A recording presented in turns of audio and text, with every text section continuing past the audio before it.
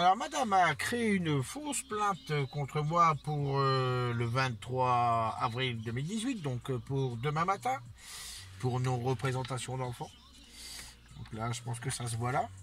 Hein, hein. Alors, ce qui est balèze, c'est que le policier qui a osé dire qu'il connaissait son travail, ouais, moi je veux bien.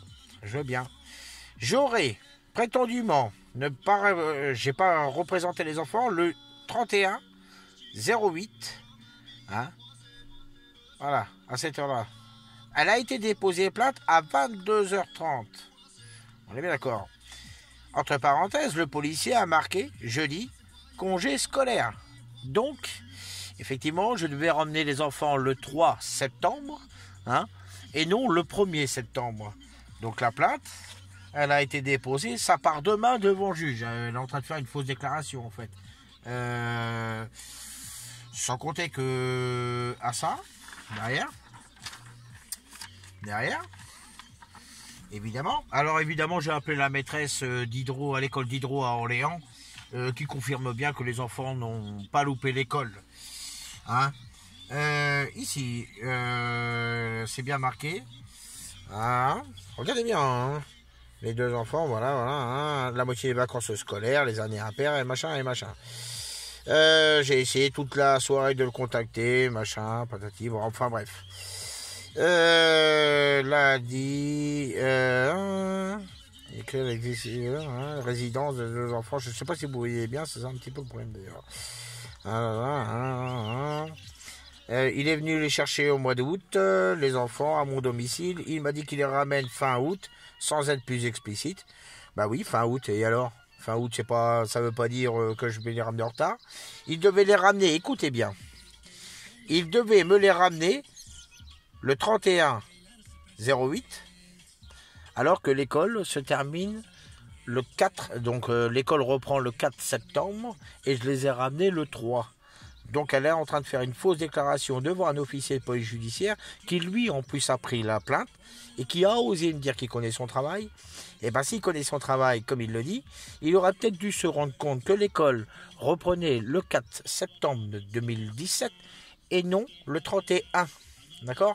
Donc voilà. Donc elle a bien fait sa déclaration. Hein. Il devait me les ramener le 31/8/2017. Or, je les ai ramenés le 3 septembre, vu que l'école reprend le 4.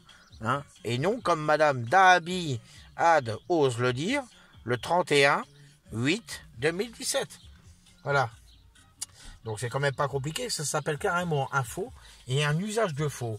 Et j'ai prévenu donc tous les bureaux, c'est-à-dire la mesure éducative, l'AEMO, l'ASE, les bureaux, enfin jusqu'à l'école, que si il laisse passer un faux et un usage de faux, je bloque un bâtiment total. Oui, parce que les fausses accusations comme ça sans arrêt, ça commence à bien faire. L'école confirme bien hein, que les enfants n'ont pas loupé l'école. Et pourtant, sur la plainte, c'est quand même bien marqué que les enfants ont loupé l'école. Ouais. Bon, ben voilà. Eh ben, ça va être du propre pour demain. Je crois qu'il y a aussi autre chose. Monsieur ne respecte pas les horaires du jugement. Ça, un avocat est capable de faire un petit peu toutes les crasses inimaginables.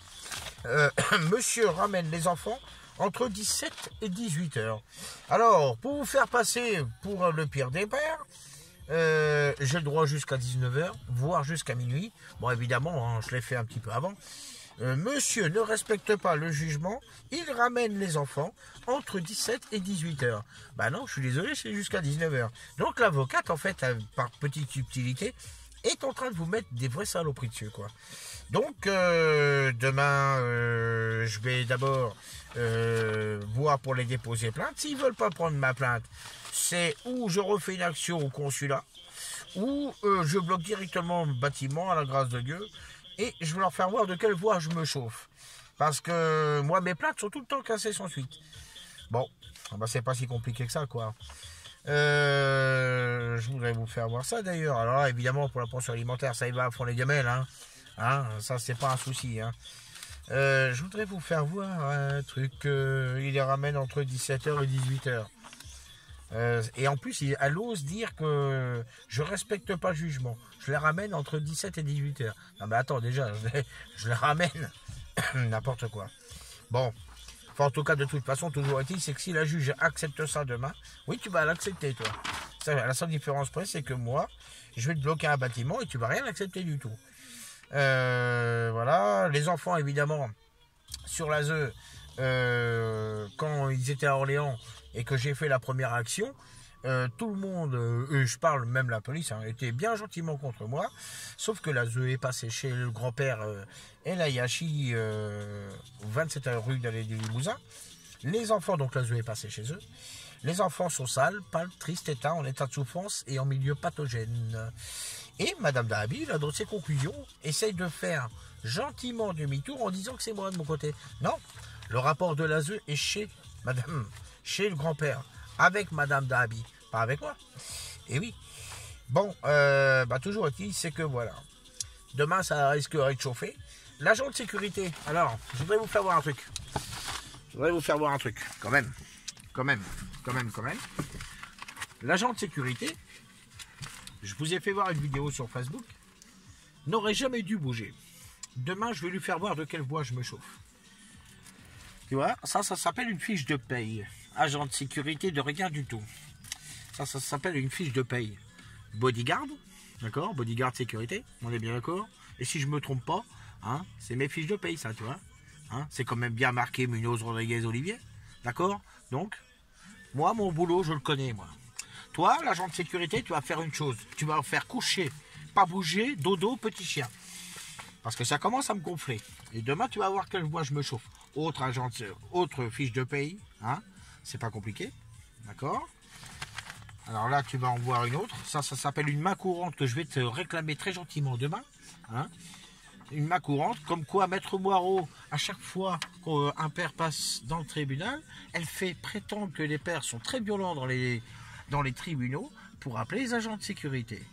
D'ailleurs, je vous ai fait voir une vidéo, sachant que l'agent de sécurité aurait dû faire acte de présence. Ça veut dire que même s'il se passe quelque chose, tu ne bouges pas de ta place. D'ailleurs, qu'il y ait des attentats ou pas, il fait une chose, il reste chez lui. Bref, encore une autre fiche de paye. Hein. Enfin bref, il y en a à l'appel, hein, des fiches de paye.